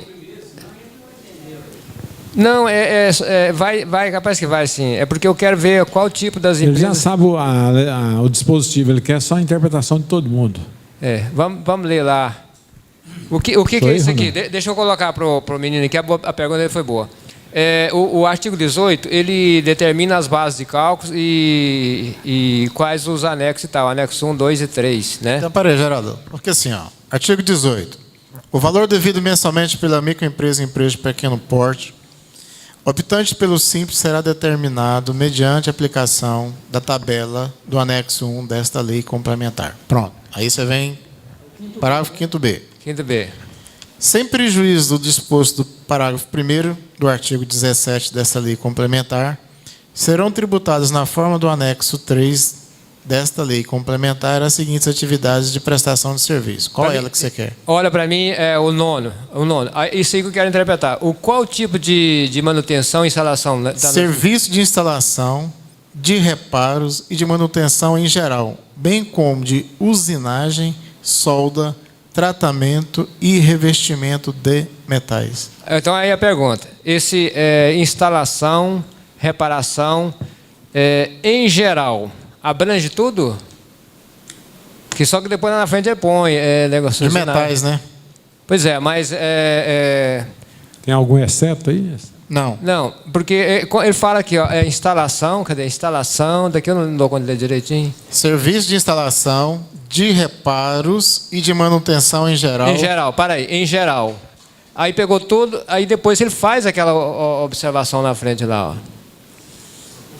Aí a pergunta, uma empresa que ela faz a instalação e manutenção de centrais telefônicas, está aí embutida aí? Porque quando ele fala em geral, quer dizer, abrangeu todo. Aí depois vem esse bem como, isso aí que complica, ó. Você primeiro, o KNAI definido para essa atividade, já foi visto lá se ela é permitida por Simples? Não, está sim, o KNAI da... Está permitido, né? É permitido. Não, agora, a minha pergunta é, porque a empresa, ela é instalação e manutenção de centrais telefônicas. Ela está nesse item aí, o 9? Eu entendo que sim, que ela está na instalação e na manutenção. Em geral? Em geral. Não. Pois é, mas só porque depois ela faz bem como aquela coisa toda lá. Não, incluindo bem como usinagem, solda, tratamento e investimento em metais. Não, beleza. Então aí chegou onde eu queria. Tá? Deixa eu explicar por quê. Porque essa empresa ela faz a instalação, manutenção e reparos em centrais telefônicas. Até que faz aqui para o sindicato também, aquela empresa. Aí, o órgão público que é a complicação. Vamos falar de desgrama mesmo, viu? faz o serviço, a empresa não destaca os 11%, ele chega lá, não aceita, pega, desconta os 11% e não paga e não aceita. Aí a gente vai lá, vai argumentar com eles, aí eles falam, aí a gente argumenta com eles, a única empresa que pode ser descontado, reter os 11%, é do anexo 4. Aí eles, como é que você vai provar para mim que vocês estão no anexo 3? Olha a colocação, que o anexo 3 é locação de bens, eles têm coragem de falar isso para a gente. Locação de bens. Porque o anexo 3 é locação de bens e prestação de serviço. Lógico, tudo bem. Aí está maior polêmica, então está descontando e está a empresa qualquer hora ser desenquadrada do Simples Nacional. A única coisa que eu queria ter certeza se essa instalação e manutenção de centrais telefônicas está no inciso 9, porque eu preciso fazer uma contestação com eles. Olha, falar. Na minha concepção, se você deixar ele fazer a retenção, você está fora do Simples Nacional. É o que eu coloco para a empresa. Eu coloco a empresa, mas a empresário você sabe como é que é, né? O faturamento é grande do cliente? O cliente é um cliente bom? Não é só um, órgão público todo ele. Todo ele quer descontar. O órgão público é uma desgrama. É porque o órgão público é igual aquela que fala aquele provérbio, né? Põe o taipa na frente assim, ó, e está determinado que é para reter, não importa. A questão a questão do órgão público não é o órgão público, é quem trabalha lá. As pessoas não procuram a lei, entender a legislação do jeito que ele acha que é e pronto, ali não tem que mudar. O auditor, eu tenho 50 anos de auditagem. Pô, mas você não está sabendo interpretar a lei. É o que eu deveria ter falado para ele, né? É complicado. É igual aquele caso que teve aqui, né? Tipo assim, às vezes você tem uma prestação de serviço que tem fornecimento de material, mas eles não aceitam com material, aceita só a mão de obra. Ele quer receber como serviço. É outra colocação. O empenho, se for é só serviço, mesmo que tenha material aplicado, eles não aceitam. Realmente é isso aí também. Pois é, porque o órgão público não aceita a aplicação de material, e sim fornece o serviço. Então ele ele quer a fatura como serviço. E às vezes você perde tributariamente tendo que tributar fornecimento de material como serviço. Então na tributação, às vezes, o fornecimento de material tem uma alíquota menor do que o serviço. Lógico. Então, resumindo, órgão público, o pessoal que trabalha no órgão público, se eles podem complicar, para que facilitar? É o que eles querem. Geraldo, aí em 971 de 2009, lá no artigo 115, ela lista os serviços que tem que ter retenção da Previdência, do INSS, né? Então, lá no 115, aqui, o inciso 15, manutenção, instalação, máquinas e equipamentos, quando indispensável seu funcionamento. Montagem, que envolva a reunião de sistemas. Eu acho que eles estão se amparando por aqui, ó. A IN 115 trata dos serviços que tem retenção. Se o seu aqui cai nesse item, no inciso 15 aqui, manutenção de instalações, né, ou no 16, montagem, né, aí a retenção está aqui, ó, o artigo 115. Estão sujeitos à retenção se contratados mediante cessão ou locação de mão de obra. Está sendo contratado mediante cessão ou locação de mão de obra? Não existe. Lá, a empresa prestadora de serviço, não existe essa cessão, porque é cessão de mão de obra ou empreitada. O funcionário vai lá com a consertar central, não está à disposição deles. O funcionário tem que obedecer ao comando da empresa que ele é registrado. É ela que dá os comandos então, lá. se não está aqui... Não é cessão de mão de obra, não é empreitada. E outra coisa, se a Instituição Normativa 971, no artigo 191, lá está dizendo claramente que a única empresa do Simples Nacional que pode ser feita a retenção é no anexo 4 e acabou. Isso. Então, se não cabe aqui na alocação, cessão de mão de obra, não tem por que reter. Mas né? é complicado. É fundamental anexar esses artigos aqui e mostrar para ele a incidência de retenção na 118, artigo 118. O 115 é da É o 118 da 971. Né? Mostrar para ele que as retenções são com base nos artigos, começa no 112, que é parte de retenção da Previdência Social. Se não é cessão de mão de obra, não é alocação de mão de obra, não cabe a retenção.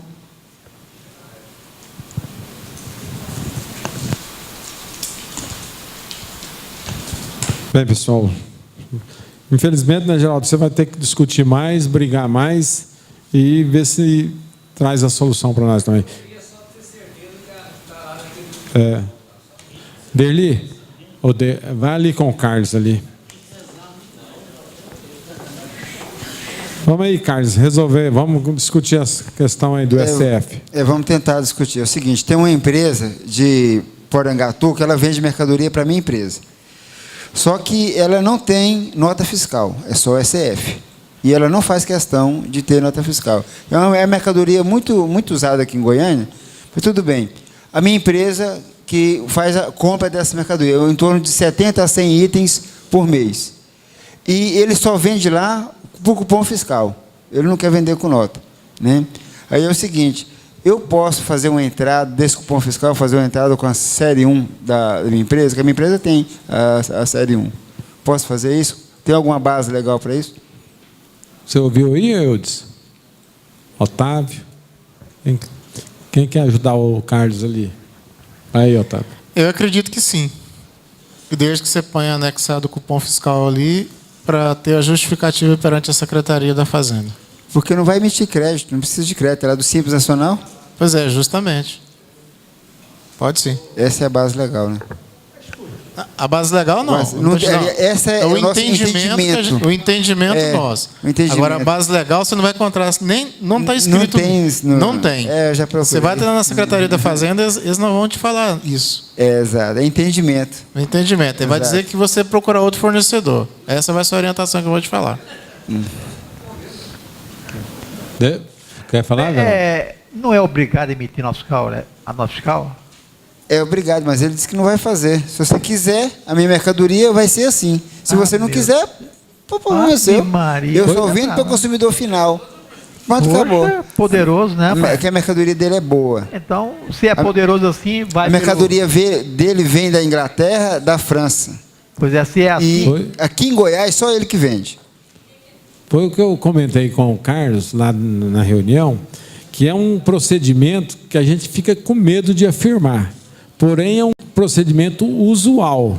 Se faz demais dessa forma. Agora, ele relatou um processo ali para mim, uma situação que vem de outro estado. Talvez seja mais grave ainda, porque vem de outro estado. Para você comprar de outro estado, você teria que passar, porque é circulação. Você não circulou como determina a lei na barreira fiscal. Não, Porangatu, estado de Goiás. Mas... é Porangatu. É Porangatu, Goiás. Entendi que era... eu pensei que era Tocantins. Não. Eu entendi. Eu joguei Porangatu lá para Tocantins, mas é na divisa. Eli, só para complementar ali. Então vamos entender o seguinte: a sua empresa é uma empresa que está obrigada a fazer o SPED, né? Não, não é. Não, peraí. Tá certo. Só te dar um exemplo. Aí e esses produtos que você está comprando, eles são revendidos, né? E aí, no cupom fiscal, agora está sendo uma exigência agora que os cupons fiscais agora tem que ter o NCM, né? Agora está sendo obrigatório. As empresas estão trocando o software dos SCFs, né? Agora são obrigados. Aí, para você fazer a sua escrituração fiscal digital, como é que você vai proceder? Se você compra no cupom e você vai revender aquele produto, logicamente você tem que fazer a nota fiscal de entrada daquele produto via nota fiscal eletrônica, alimentar o sistema através do XML e dar a saída desse produto. É o único sistema, não tem outro meio. Apesar que essa empresa também, a empresa que está comprando aqui em Goiânia, ela só vende para o consumidor final. Ela tem a nota série 1. Ela pode usar essa nota, tranquilo. Série 1, modelo 1. Mas, Otávio, essa nota fiscal que ele emitir de entrada dele, o outro lá não teria que lançar ela? Não. Ele vai fazer referência ao cupom fiscal que o outro passou para ele. Lá nos dados adicionais da nota, ele vai falar, conforme o cupom fiscal... apresentou o SPED? Tá, mas aí vai apresentar o SPED e vai acusar. Aí você vai lá na Secretaria da Fazenda, pega o seu livro de ocorrência fiscal e fala que você fez isso. Não, estou falando na outra empresa. Mas ela vai. Aí o que vai. A outra vai ter problema. Pois é. Vai ter problema. Aí outra. daqui a um tempo ele vai te caçar porque você fez isso, viu? Todas as duas estão no simples, tá bom? Por enquanto, todas as duas estão no simples, quer dizer, não tem ainda o expédio fiscal. O quê? Todas as duas estão no simples nacional. Sim. Todas as duas.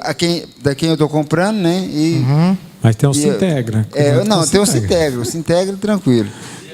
Vamos.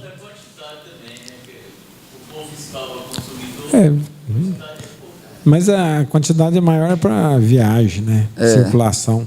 Vamos aí, dá para o seu colega aí, o Glaucione, aí, vamos para o FGTS. A minha dúvida é em relação à transferência de funcionário de uma conta de conta do FGTS para outra empresa do mesmo grupo econômico. Eu queria saber se alguém já fez aqui e como foi feito em relação à Caixa. Em relação, porque na Caixa solicitou o TBC, né, mais a informação que manda via o nosso programa. Empresta o microfone para o Nerli trazer para o Adair aqui. A Adair é craque nesse trem. A Irani também é boa nesse trem, né? Podia ter pegado ela lá mais perto do microfone. Geraldo, então. Deixa eu ver se eu entendi. Parece que a preocupação dele é como fazer o processo na Caixa. Não, isso aí é simples. Tem um formulário, que eu não me lembro o nome dele, você preenche esse formulário e envia para a Caixa Econômica. É o RDT? Eu já fiz isso aí. Agora, assim, no momento... Pois é, mas você quer transferir dentro do mesmo grupo, o mesmo CNPJ, não, né? Diferente. Eu fiz de um SEI para outro SEI. Como foi o meu caso. O dono da propriedade, o fazendeiro, faleceu. Então, aí eu fiz a transferência de todos os empregados para... abrir um SEI para viúva, transferi todos os empregados para viúva. Agora, em relação a fazer a transferência de um CNPJ diferente, isso eu não vou falar para ele se pode. Agora, se for só o processo de transferência na Caixa, isso aí ele pode me ligar que eu ajudo ele, tá? Deixa eu dar uma pincelada. Mas aí, eu também estou com um problema desse. Eu queria saber o que se caracteriza grupo. Se é os mesmos sócios, são os mesmos empregadores das duas empresas. Porque, no meu caso lá, são os mesmos sócios das mesmas empresas. Esse grupo econômico, o artigo 2º da CLT, ele faz menção sobre isso aí. Eu acho um pouco confuso o que está na redação lá. Até hoje eu, de fato, não compreendi o que quer dizer isso aí, de fato. Mas, em relação a essa transferência aí, o Geraldo citou o SEI diferente, ela equipara-se ao CNPJ da mesma forma. Eu já fiz também o mesmo caso, tipo do Geraldo, uma firma individual. O proprietário faleceu e constituiu uma outra sociedade e fiz a transferência também. Na Caixa não tem problema, é só preencher os formulários corretos e eles procedem esse esquema aí. Agora, quanto ao grupo econômico, é o artigo 2º da CLT aí que menciona sobre essa questão. Mas é um pouco confusa essa redação aí. Né? Pode. Enderley, aí é o seguinte. Tá ligado. Isso daí concorda? A base legal para você se fazer essa transferência desses empregados está lá no artigo 10 e 448 da CLT, não é? Artigo... Diz que qualquer alteração na estrutura jurídica da empresa não afeta o vínculo empregatício. Tanto no 10 como no 448 da CLT. Endair, aí eu vou te cutucar ainda. Aquele caso que eu conversei com você, o empregado está acidentado, né? E está sobre auxílio da Previdência Social. E no caso de o contrato é suspenso, se o contrato sendo suspenso, eu não posso fazer nada. Na verdade, eu não posso transferir ele. Só depois que ele voltar da perícia, vamos dizer assim, que liberar ele, que eu pudesse fazer essa transferência para a empresa do mesmo grupo, que são os mesmos sócios. Não é verdade? Isso, só que preenche esses requisitos do grupo econômico aí, nesse caso, porque você vai extinguir uma empresa e constituir outra. Para mim, essa redação... Não, a empresa já existe. As duas já têm existência. Só que eu vou baixar uma empresa e transferir esse funcionário, que só tem ele que está em auxílio acidente de trabalho, e transferir para outra empresa. Só que o contrato é suspenso, está suspenso. Sim, mas enquanto o contrato estiver suspenso, ele não pode pedir uma demissão, por exemplo, e nem a empresa pode demiti-lo. Agora, havendo a baixa extinção de uma empresa, o vínculo dessa empresa deixa de existir e automaticamente acaba também a estabilidade, porque a obrigatoriedade jurídica não existe mais. O que ocorre? Ela tem que indenizar o direito do empregado até vencer a sua estabilidade. Agora, aquela possibilidade do empregado pedir demissão só seria aplicado caso ele esteja apto perante a perícia, retorne à empresa. Aí sim, ele poderia pedir demissão se fosse o caso. Certo. Eu olhei lá aquelas publicações lá no Ministério do Trabalho, verifiquei, realmente tá muito confuso ainda. Eu não consegui ainda, certo? E a empresa também não quer pagar a indenização dos 12 meses, pelo artigo 118, né? 118 da 8.213, estabilidade de 12 meses. É 12 meses. E convenção coletiva se houver a ampliação a mais dessa estabilidade. Certo. No caso, você perguntou aí, no caso dele pedir demissão, ele teria que estar com o ASO e a perícia apto também? Tem que estar apto, porque o artigo 12 da IN 15, em caso de estar suspenso o contrato, não pode haver a homologação contratual. Em condição impeditiva. Pode falar, João. Eu só queria fazer uma mudança aqui, ó, que eu queria estar junto com o Carlos ali agora mesmo. É sobre esse fato aqui. 2016 já está decretado aqui pela ICMS Protocolo 91 de 2003 que nós vamos ter que fazer a FD para as empresas do Simples Nacional, tá? A gente estava prevendo isso aí para 2014 ou 2015, mas já saiu publicado o protocolo ICMS 91 de 30 de setembro, determinando que as empresas, e Goiás é signatário desse protocolo, dizendo que a partir de janeiro, que fica aqui para os estabelecimentos mencionados incisos 1, 2, né? A dispensa prevista no CAPES encerra-se em 1º de janeiro de 2016, quando estarão obrigados à escrituração fiscal digital, podendo esta data ser antecipada a critério da unidade federada. Então, aí é o que a gente sempre vinha pregando nos cursos que o Otávio e o senhor Everaldo estavam fazendo, né, da escrituração contábil dessas empresas aí, né? E a escrituração fiscal agora, né? E vai vir mais essa complementação aí. É só para avisar vocês aí, para que se preparem, né, para essa situação, tá bom? Só para complementar as colocações do Otávio, o SPED, o decreto que criou o SPED, ele lá não isentou nenhum tipo de modalidade de empresa. Todas as empresas terão que fazer o sistema SPED. FD contribuições, nota fiscal eletrônica, tudo. Só que o governo está implantando paulatinamente, mas que a empresa do Simples Nacional vai ter que fazer SPED fiscal, SPED contribuições, FD, escrituração contábil digital, é questão de tempo, entendeu?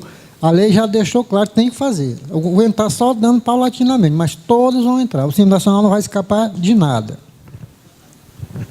Tudo é japonês, tudo é igual, tem que cumprir a lei. Voltando lá no assunto do artigo 18? Não é do artigo 18, não. É da transferência, né? De empregado. Inclusive, nesse mesmo caso que eu citei do falecimento do proprietário, aí transferiu para a viúva. Agora, hoje, tem até um empregado que machucou, só que não é acidente de trabalho. Então, ele está afastado mais de 2 anos, não dei baixa no C ainda, devido a esse empregado, que o contrato está suspenso, né? Aí, igual o menino me orientou, que lá no Ministério do Trabalho, eu posso conseguir baixar ele, porque só que lá diz que tem que levar contrato social, o distrato social, e SEI. Será que eu vou conseguir também baixar esse empregado, devido que ele está afastado por doença? Deixa eu falar para nós, todo mundo escutar aí, para os internautas. Por analogia, se você baixar uma empresa, ela perde a natureza jurídica, não há condição de cobrar daquele ente que não existe mais. Extinguindo o SEI, que equipara-se uma pessoa jurídica para fins empregatícios, eu entendo que seria o mesmo procedimento. Leva a prova da baixa, acabou a existência jurídica ou legal desse estabelecimento. Assim sendo, tem que se promover o pagamento do direito da estabilidade dele. Né? Não tem estabilidade, que é doença. Doença? Doença é diferente. Doença você pode baixar na Previdência, o SEI, lá na Receita Federal, e faz um ofício para Previdência comunicando o fato da baixa do estabelecimento, junto às provas. Esse menino sabe. Aqui no documento que o Otávio se reportou, né, que é um manual de homologação do Ministério do Trabalho, voltando à questão do encerramento da atividade e garantia de emprego. Né? Na ocorrência de encerramento das atividades do empregador, sem filiais, cessam de imediato as garantias provisórias de emprego da gestante, do integrante do CIPA, do dirigente sindical, do acidentado e demais garantias decorrentes de lei, convenção ou acordo coletivo, trabalho ou sentença normativa. Ok. Aí vem aqui o embaixo, né? Tratando-se... Pois é, mas tratando-se de fechamento de filial, é facultado à empresa transferir o portador de garantia de emprego, dividindo-se a jurisprudência quanto à necessidade ou não de anuência do trabalhador. De todo modo, verifica-se a recusa do empregado, a empresa está autorizada a dispensar pagando as verbas rescisórias na forma da lei. Com exceção do CIPER. Eu entendo que esse com exceção do CIPER aqui se reporta ainda ao parágrafo de cima. Pois é, mas com exceção do CIPER, são devidos os salários com relação a isso aqui. Ó. Eu entendo que é isso aqui. Tanto é que a súmula 339, ela não dá a questão da transferência para filial. Eu entendo que essa colocação do CIPER aqui é com relação a isso aqui. O parágrafo de cima... Aqui já está fechando, que se ela encerrou as atividades, não tem, sem filiais, não tem que pagar a indenização. Meu entendimento, né? Meu humilde entendimento. Vamos ficar... Tanto é que se você for ver lá a súmula 339, a 369, deixa eu pegar ela aqui. Vamos ficar devendo esse assunto aí para a próxima aí, porque tem um assunto interessante aqui, que é parcelamento do Simples aí com o Glaucione. Derliro.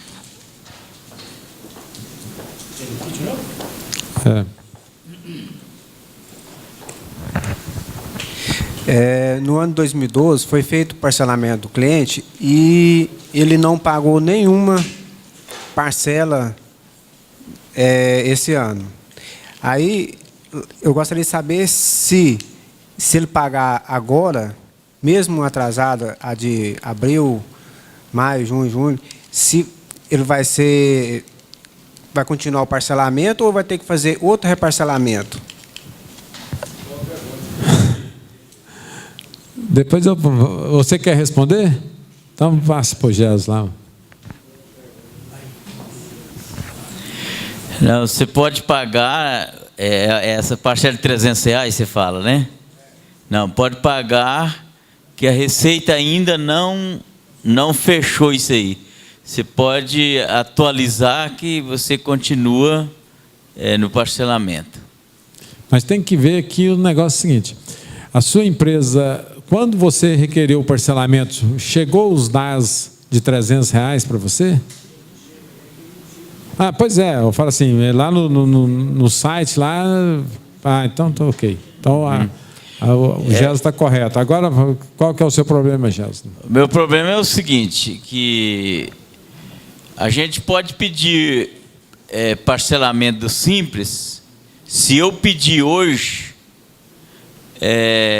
entra todos os débitos no passado, né? Inclusive o de 2012, já 2011, 12, 13, entra tudo, atual, até o atual. Só que a gente vai pedir parcelamento, o sistema não aceita. Aí ele fala, não, você já tem parcelamento. Então, eu não sei como é que faz isso aí, né? A Receita Federal, ela permite fazer o parcelamento, né? Mesmo feito o parcelamento anterior, né? Que já vem pagando esses R$300, e a gente, se tiver algum débito ainda de 2013, pode fazer novo parcelamento que inclui tudo para trás. Agora o sistema não aceita, não sei por quê. Não sei se alguém aí tem tentado fazer isso. Deixa eu ouvir o Nelson aqui, que o Nelson está meio expert nesse parcelamento do Simples aqui. Aqui o Nelson aqui, ó.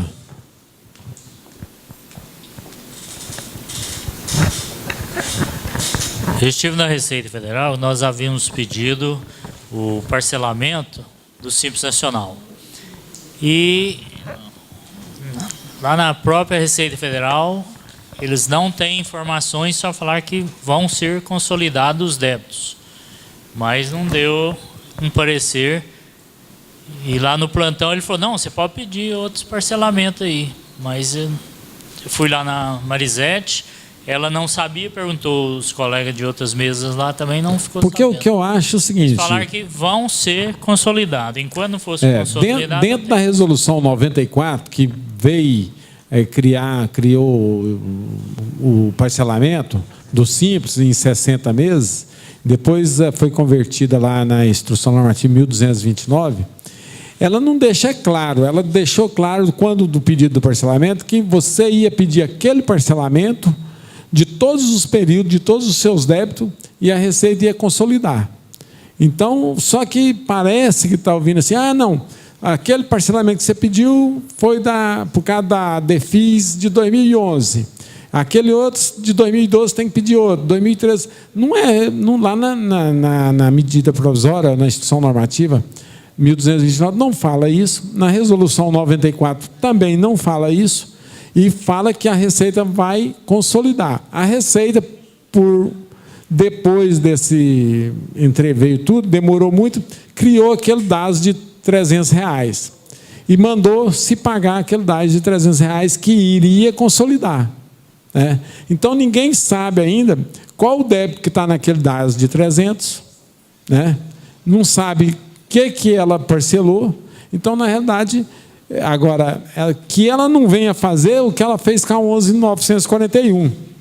Mandou pagar R$100, depois, na hora de consolidar, pegou muita gente de surpresa, não consolidou. Alguns que estavam pagando no artigo 1º, era do 3º. Outros que eram do 3º, estavam pagando no 1º. Então, houve essa confusão. Esperamos que saia uma solução o mais rápido possível para a gente entender melhor isso aí, né? Tá? Para frente. Não, para trás. Lógico. Mas, por exemplo, a lei foi em 2012. A lei foi em 2012. Mas os débitos de 2012 diz que não entraria porque você não tinha apresentado a DEFIS de 2012, que você apresentou em 2013. Então, só seria possível ter débito de 2011 para trás. Porque a DEFIS de 2011 você já tinha apresentado, 2010 sim, 2009 também. Inclusive, eu já estive no plantão fiscal, né, eles me falaram... Leva o microfone para ele lá, porque senão o pessoal não vai escutar na gravação. Eu estive no plantão fiscal e eles me falaram isso. Então, quando eles consolidar, vai valer da data do pedido para trás. Se teve débito para cá, não entra. Agora, ele permite pedir mais, entendeu? Eu posso fazer um pedido hoje e vai pegar tudo para trás. É o sistema que não está aceitando. Não, fala que tem pedido já. Pois é, se fala que você tem pedido, então você tem que tirar uma cópia dessa mensagem e guardar lá para você eu já fazer pensei nisso mesmo. Fazer uma defesa administrativa, se caso não entrar. Isso, eu já pensei nisso mesmo. Tá. Oi. Deixa o microfone ali. O Geraldo aqui. É o Geraldo aqui, ó. Vamos, senão o pessoal nos abandona aqui, nós ficamos sozinhos. Nesse caso, na minha interpretação, é esperar mais um pouco, porque eu tenho um exemplo dessa que a empresa deve 2011, 2012, 2013. Então, quando você entra lá consultar situação fiscal, aparece lá no conta suspenso. Não, aparece lá no conta corrente, tudo, 2011, 2012, 2013. Aí só que lá embaixo sai aquela mensagem que os débitos estão suspensos através de parcelamento. Então, essa afirmativa que o pessoal da Receita está dando, então eu acho que ela ainda não tem fundamentação. Só depois sair algumas instruções, igual você falou, para saber o que vai fazer. Demorando demais, né? O Josino queria uma coisa aí da 11.941. A minha aqui é rapidinho. A minha dúvida é que no reparcelamento da 11.941, quando a gente entra lá para fazer esse reparcelamento, pergunta, houve parcelamento anterior? Aí eu fiquei em dúvida se é parcelamento simplificado ou se é da 11.941. Por quê? Porque eu tive um parcelamento simplificado. Perdeu aquele parcelamento da 11.941, aí eu fiz um simplificado. E essa pergunta aqui está me deixando eu confuso. Quer responder? Dá lá, quem foi lá. Você conseguiu na internet? Josino, vê a portaria conjunta número 7. Está aqui, ó. Portaria conjunta PGFN número 7. Receita Federal número 7 de 2013. Deixa o Ronan. Dá uma lidinha nela, que acho que você vai sanar a sua dúvida aí, viu? Deixa o Ronan comentar. Eu gostaria de aproveitar essa oportunidade rapidamente de reportar a antepenúltima pauta, a antepenúltima reunião de grupo de estudo que nós tivemos aqui e com os internautas fez alguma pergunta, inclusive sobre a Lei 12.865, que reabre o refis.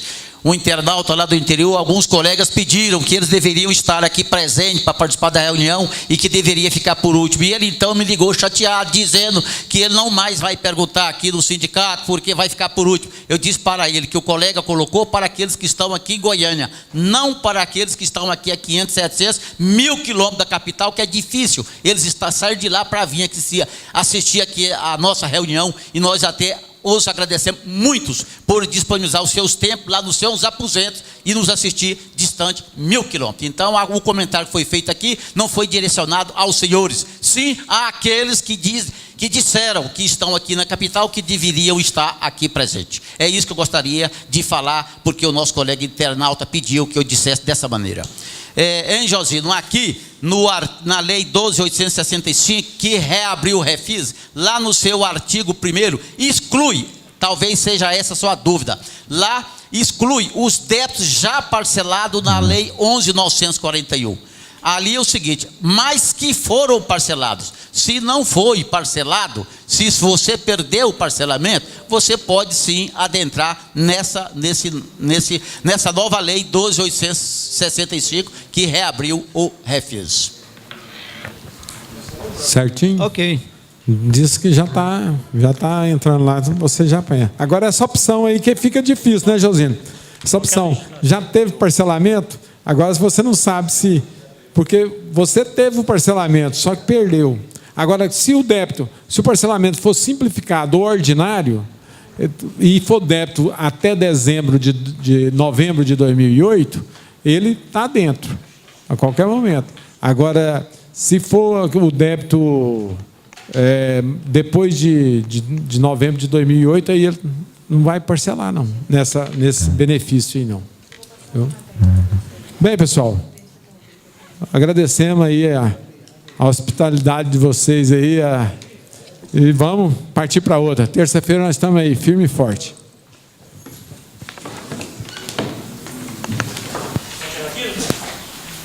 Faz favor para mim. Pois é, gente, vamos lá. Nós que agradecemos ele.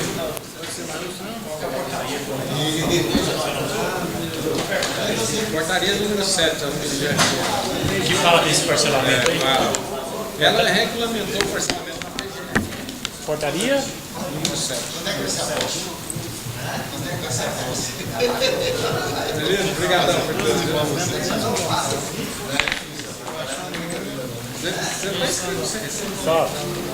Só que a outra não estava na escola do Estado.